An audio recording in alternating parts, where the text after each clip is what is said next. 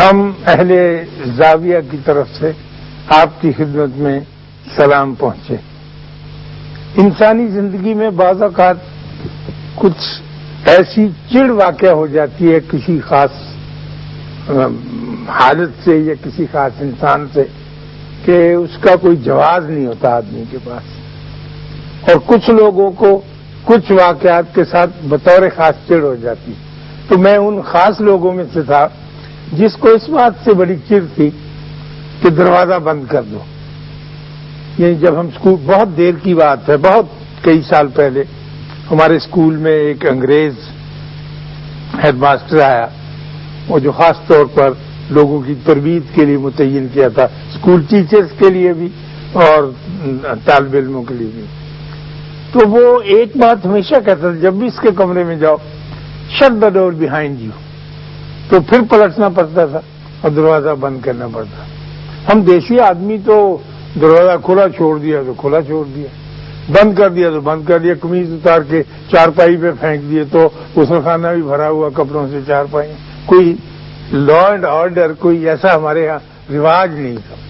تو یہ جو ہے نا shut the door behind you, دروازہ بند کریں، یہ ہمیں اچھا نہیں لگتا تھا، اور کافی اپنے ٹریننگ کی، کافی کچھ اس نے سکھایا، لیکن یہ بات دماغ میں نہیں بیٹھی کہ بھئی دروازہ کیوں بند کر دیجیے، رہنے تو کھلا۔ ابھی بھی آپ نے دیکھا ہوگا اپنے بچوں کو، اپنی بھتیجوں کو، پوتوں کو، وہ گھبراتے ہیں اس بات سے۔ تو جب میں ولایت چلا گیا اور مجھے روم میں رہتے ہوئے کافی عرصہ گزر گیا، تو میری جو لینڈ لیڈی تھی وہ بھی ایک ہی بات، وہ ایک سارتا تھی، ایک درزن تھی، درزیوں کا کام کرتے تھے وہ لوگ۔ ہم تو یہ سمجھتے تھے کہ درزی کا کام کوئی بہت معمولی سا ہے، لیکن وہاں جا کر پتا چلا کہ ان کی ایک باتیک تھی اور وہ بہت باعزت لوگ تھے۔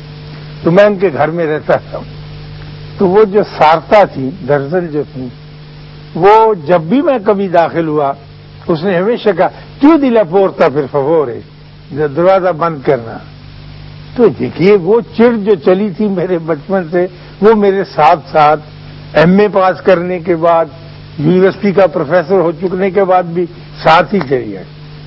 تو جب یہ بار بار بات سننی پڑتی تھی تو بڑی تکلیف ہوتی تھی، اور پھر لوٹ کے جانا دروازہ بند کا، میں تو عادت ہی نہیں اس بات کی۔ کبھی ہم آرام سے دھیمے انداز میں گربا پائی سے داخل ہی نہیں ہوئے، اور کبھی ہم نے دروازہ نہیں بجایا، جیسا کہ قرآن میں بڑی سختی سے حکم ہے کہ جب کسی کے ہاں جاؤ تو پہلے اس سے اجازت لے لو، اور اگر وہ اجازت دے تو آؤ، نہیں تو نہ آؤ۔ اور اگر اتفاق سے دیکھیے، پتہ نہیں 28ویں پارے میں یا 29 میں، اور اگر اتفاق سے تم نے اجازت نہ لی ہو اور پھر اس کے گھر چلے جاؤ اور وہ کہہ دے کہ میں آپ سے نہیں مل سکتا، تو ماتھے پر بل ڈالے بغیر واپس آ جاؤ۔ یہ کیا پیارا حکم ہے، اور ہم میں سے کوئی بھی اس کو تسلیم نہیں کرتا۔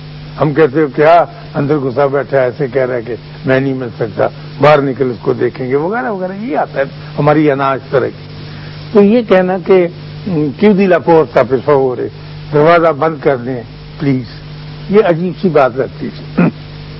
تو ایک روز میں نے ضد ہو کر اس سے پوچھا، اپنی لینڈ لیڈی سے، کہ آپ اس بات پہ اتنا کیوں زور دیتے؟ میں ایک بات تو سمجھتا ہوں کہ یہاں سردی بہت ہے، برف باری بھی ہوتی ہے کبھی کبھی، اور تیرا وینتو جسے کہتے ہیں بہت ٹھنڈی ہوائیں چلتی ہیں، اور ظاہر ہے کہ وہ کھلے ہوئے دروازے میں سے بالکل شمشیر زنی کرتی ہوئی داخل ہوتی کمروں میں۔ تو یہاں تک تو آپ کی یہ جو فرمائش ہے بجائے کہ دروازہ بند، لیکن آپ اس پہ بہت زیادہ زور دیتے ہیں۔ کبھی اگر ذرا سا کھلا رہ گیا اور اس میں سے ذرا سی ہوا آ گئی یا ذرا سی بوچھاڑ آ گئی تو ایسی کون سی بات؟ تو اس نے کہا کہ تم ایک سٹول لے لو اور یہاں بیٹھ جاؤ، وہ مشین سی رہی تھی، میں بیٹھ گیا۔ تو اس نے کہا کہ دروازہ اس لیے بند نہیں کرایا جاتا، اور ہم بچپن سے بچوں کو اس لیے اس بات کی تربیت نہیں دیتے کہ ٹھنڈی ہوا نہ آئے یا دروازہ کھلا رہ جائے تو کوئی جانور اندر نہ آئے۔ اس کا فلسفہ تو اس سے بہت مختلف، جو ہم بچپن ہی سے اپنے بچوں کے ذہن میں مرتسم کر دیتے ہیں، پکا لکھ دیتے ہیں، اور وہ یہ ہے کہ اپنا دروازہ، اپنا وجود ماضی کے اوپر بند کر دو. آپ ماضی میں سے نکل آئے اور آپ حال میں اس جگہ پر داخل ہو گئے، تو ماضی سے ہر قسم کا تعلق کاٹ دو اور بھول جاؤ کہ تم نے ماضی کیسا گزارا ہے، اور تم ایک نئے مستقبل میں داخل ہو رہے ہو. ایک نیا دروازہ تمہارے آگے کھلنے والا ہے، ورنہ اگر وہی کھلا رہے گا تو تم پلٹ پلٹ کر اس کی طرف دیکھتے ہو. تو ہمارا فلسفہ یہ ہے سارے مغرب کا کہ دروازہ بند کر دو کا مطلب یہ نہیں، کر دو کا مطلب یہ نہیں ہے کہ لکڑی کا دروازہ یا لوہے کا دروازہ یا پلاسٹک کا دروازہ، بلکہ تمہارے وجود کے اوپر ہر وقت کھلا رہنے کا وہ در. تو میں ان کی یہ بات نہیں سمجھ سکا تاکہ میں لوٹ کے یہاں نہیں آ گیا، اور جن کا میں ذکر کیا کرتا ہوں اپنے بابوں سے نہیں ملنے لگا. تو بابا نے یہ تعریف بتائی مومن کی کہ مومن کی ڈیفینیشن، مومن وہ ہے جو ماضی کی یاد میں مبتلا نہ ہو اور مستقبل سے خوف زدہ نہ ہو. جو ماضی کی یاد میں مبتلا نہ ہو اور مستقبل سے کہ یا اللہ پتہ نہیں آگے چل کے کیا ہو رہا ہے، وہ حال میں زندہ ہو، آج کے دن میں زندہ ہو. اس وقت مجھ پر یہ ٹائم، یہ روشنی، یہ سایہ اس طرح سے گزر رہا ہے اور میں اس کے درمیان اس طرح کی زندگی بسر کر رہا ہوں. مجھ کو نہ تو یاد ہے اپنے ماضی کی کہ وہ کیسا تھا، نہ یہ خوف ہے مستقبل کا، نہ حال. تو آپ نے ایک ٹرم سنی ہوگی اکثر کہ فلاں بزرگ بڑے صاحب حال تھے، سنو گا کہ بڑے صاحب حال بزرگ تھے. مطلب یہ کہ ان کا تعلق حال سے تھا، وہ ماضی کی یاد میں اور مستقبل کے خوف میں مبتلا نہیں تھے. تو جب ان سے یہ میں نے سنا کہ کیوں دی لا پورتا پر فاوورے کا مطلب یہ ہے کہ دروازہ بند کر دو، اب تمہارا ماضی جو ہے وہ پیچھے رہ گیا، آپ ایک اور ایرا میں، ایک اور عہد میں، ایک اور وقت میں، ایک اور زمانے میں داخل ہو چکے ہیں. اب آپ کو اس زمانے سے فائدہ اٹھانا اور اس زمانے کے ساتھ نبرد آزمائی کرنا. جب یہ بات انہوں نے کہی تو میرے تو چکا چوندھ ہو گئی ذہن میں تو اس کا مطلب میں کیا، ہم سارے ہی یہ نہیں لیتے تھے، ہم تو دروازہ بند کرنے کا مطلب یہی لیتے ہیں جو عام طور پہ لیا جاتا ہے. لیکن یہ بچوں کو شروع سے سکھانا کہ جب تم آگے بڑھتے ہو، جب تم زندگی میں داخل ہوتے ہو کسی نئے کمرے میں، تو تمہارے آگے اور دروازے ہیں جو کھلنے چاہیے. یہ نہیں کہ تم پیچھے کی طرف دھیان کر کے بیٹھے. جب وہ کہہ چکی یہ بات اور میں نے سنی تو پھر میں اس پہ غور کرتا رہا اور میرے ذہن میں اپنی زندگی کے واقعات، اپنے ارد گرد کے لوگوں کی زندگی کے واقعات بطور خاص اجاگر ہونے لگے.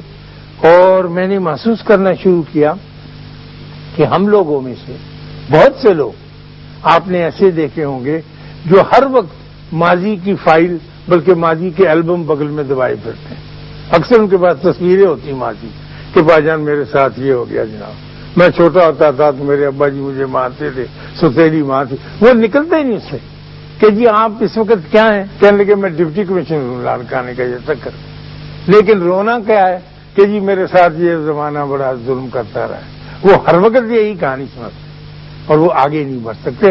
ہمارے مشرق میں، تقریباً سارے ہی مشرق میں، ایشیا میں اور فارس میں یہ رواج بہت عام ہے اور ہم ذکر جب بھی کریں گے اس دردناکی کا ذکر کرتے رہیں گے. ہماری آپا صبیہ ہیں، وہ کہتی ہیں جی میری زندگی بہت بربادی میں گزری بھائی جان، اور میں نے جو مشکل سے وقت کاٹا ہے، یہ میرے بچے ہیں، یہ ایک تو وہاں ورلڈ بینک میں لگا ہوا ہے، ایک یہاں چارٹرڈ اکاؤنٹنٹ ہے، ایک بس ان کو اور بیٹا سرجن ہے، بہت مائکرو سرجن. تو کہنے لگی لیکن ان کے خاوند ماشاءاللہ ان کی اچھی تنخواہ تھی، اچھی رشوت بھی لیتے رہے، تو اچھے فرنج بینیفٹس بھی تھے، کافی کامیاب زندگی بسر کی انہوں نے.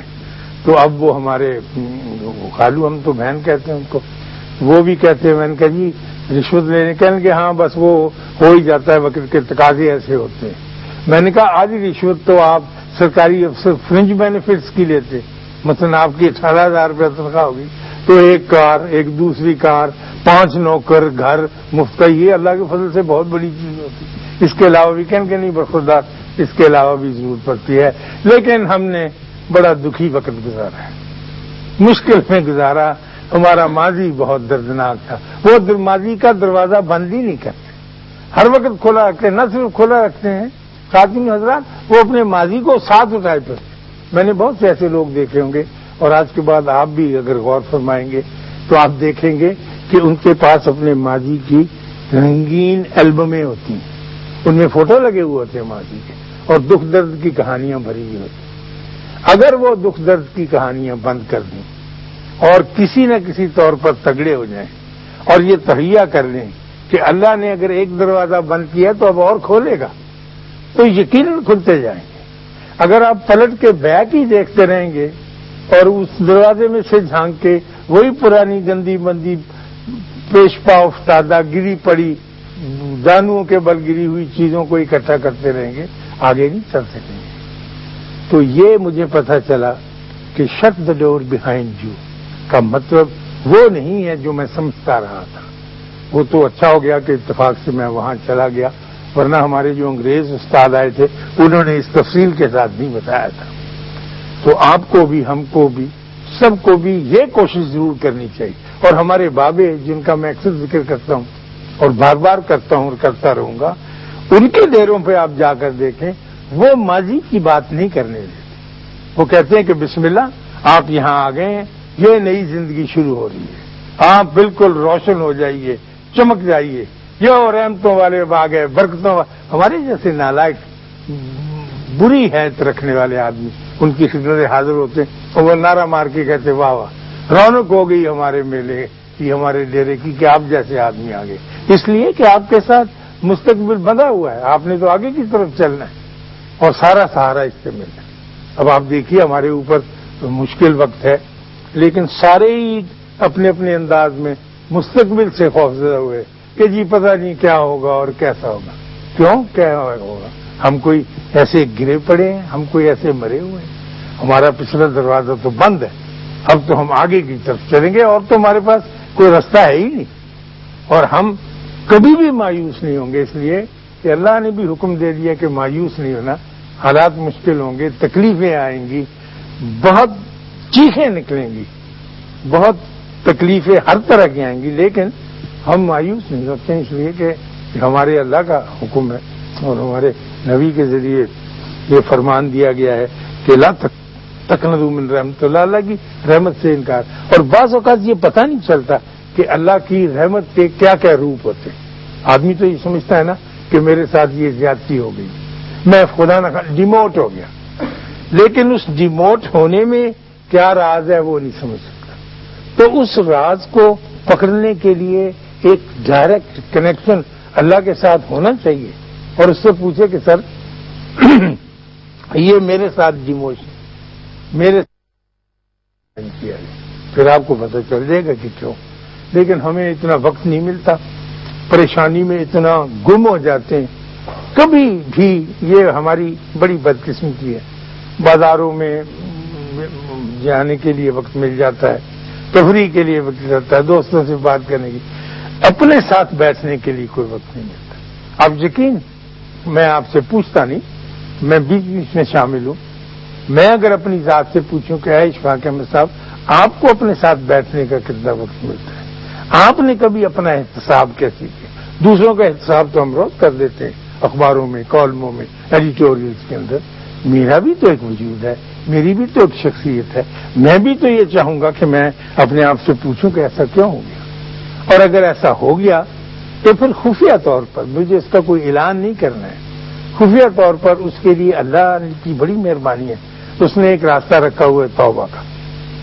کئی تو آدمی کہتے ہیں نا کہ نفل پڑھیں، آپ ورد وظیفہ کریں، وہ چلے گا نہیں جب تک کہ آپ نے اس کیے ہوئے برے کام کے لیے توبہ نہیں کر لی۔ توبہ ضروری ہے، جیسے آپ کاغذ لے کے نہیں جاتے کہ ٹپا لگوا کے نیچے سے، پھر وہ آگے دستخط کر دے گا، پھر آپ کا کام چل جائے گا۔ تو توبہ وہ ٹھپا ہے جو لگ جاتا ہے اور بڑی آسانی سے لگ جاتا ہے۔ اگر آپ خفیہ بیٹھے ہوں، دروازہ بند کیا ہوا، اور اللہ سے کہیں کہ اللہ میں یہ پتہ نہیں مجھے کیا ہو گیا، تو یہ ہو گیا اور میں اس پہ شرمندہ ہوں۔ میں یہ ریزن نہیں دیتا کہ ہیومن بینگ ویک ہوتا ہے، انسانی کمزوری ہے، یہ بہت فضول بات ہے، ایسی کرنی ہی نہیں چاہیے کہ جی مجھ سے یہ کوتاہی ہوئی ہے اور میں اس کی معافی چاہتا ہوں آپ سے، اور میں کسی کو بتا نہیں سکتا اس لیے کہ میں کمزور انسان ہوں، کیوں بتاؤں؟ تو وہاں سے معافی مل جاتی. پھر زندگی کا پھر راستہ ایک نیا بڑا شاندار، بڑا کامیاب چل نکلتا ہے. لیکن اگر آپ اپنے ماضی کو ہی اٹھائے پھریں گے، اس کی فائلیں ہی لیے پھریں گے اور یہی رونا روتے رہیں گے کہ میرے ابا جی نے کیا کیا، دوسری شادی کر لی تھی فرض کیجیے انہوں نے، یا میرے ساتھ سختی کرتے رہے، یا انہوں نے بڑے بھائی کو زیادہ دے دیا، مجھ کو کچھ کم دے دیا، یا چھوٹے نے زیادہ لیے بڑا کم رہ گیا، یا شادی میں کوئی گڑبڑ، تو ختم نہیں ہوگا کبھی بھی کام.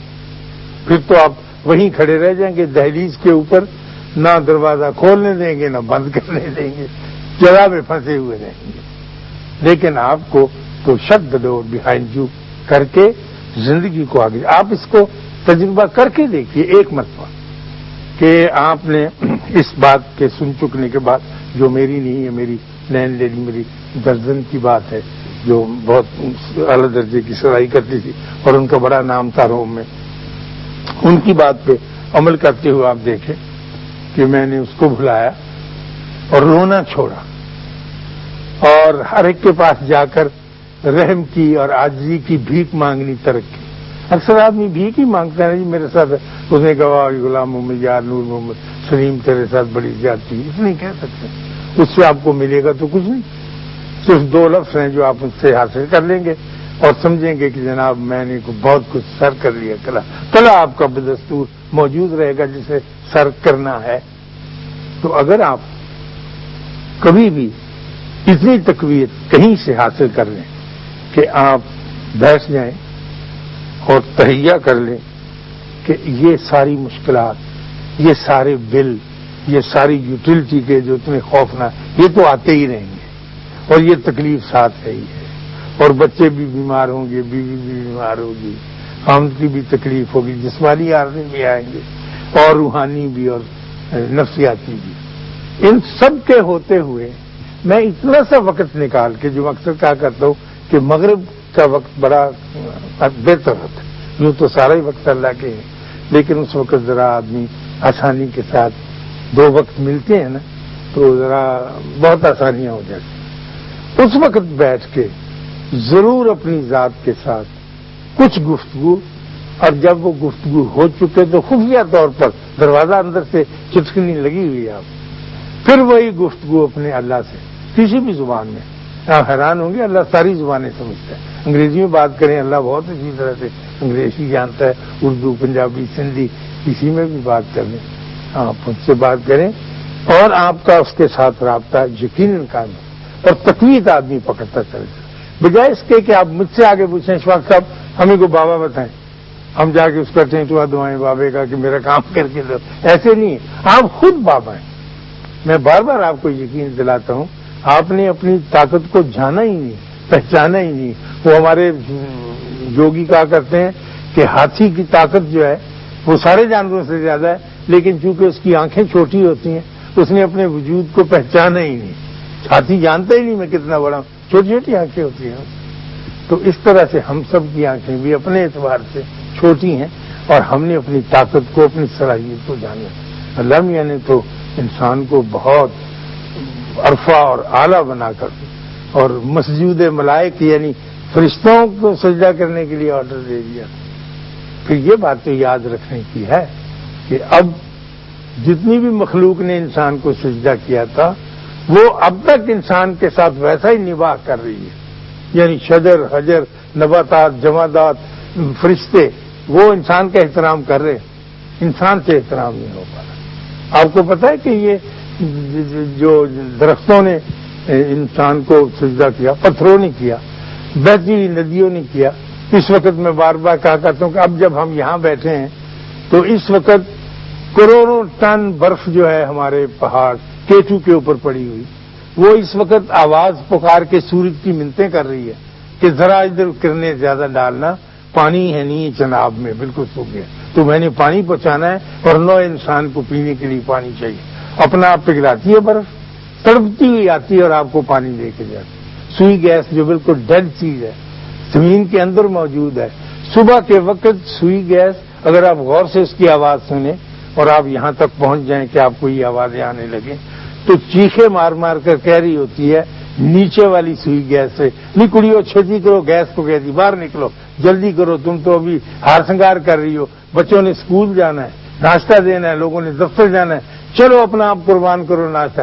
تو وہ کہتی ہے ماسی ہم نکل تو رہی ہیں، اب 2 منٹ، انہوں نے کہا نہیں جلدی نکلو جلدی، اور وہ اپنا آپ قربان ہو کے جل بل کے آپ کا ناشتہ، آپ کی روٹی ہانڈی تیار کر لی، کیونکہ سوئی گیس نے ایک دفعہ سجدہ کیا ہوا ہے۔ آپ ساری چیزیں آپ کو پتا ہے کہ یہ جو ہے آم لے لیں، کوئی پیڑ سیب اعلیٰ درجے کا ہمارا ناردرن ایریا میں ہوتا ہے، یہ قربان ہو رہا ہے۔